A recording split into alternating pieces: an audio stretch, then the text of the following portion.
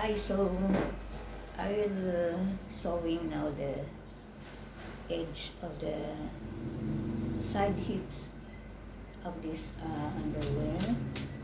Zigzag first and straight, then straight to lock the edge.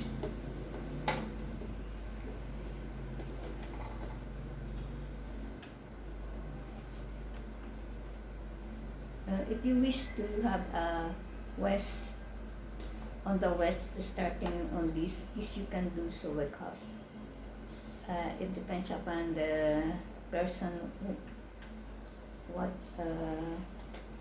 design they like in waistline or hips.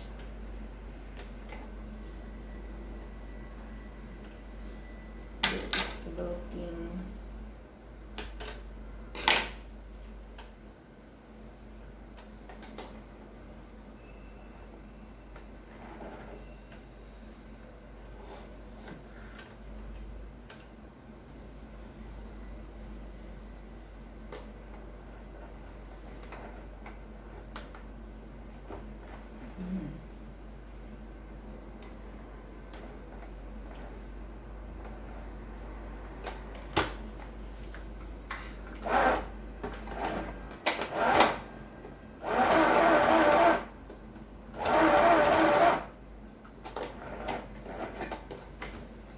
so deep is there.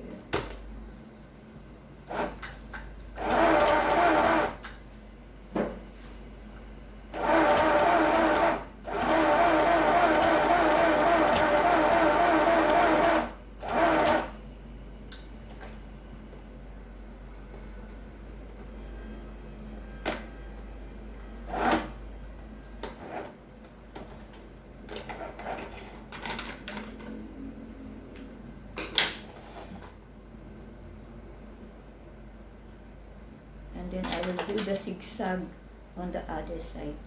So one at a time, changing the design of the machine, design of stitch, I mean.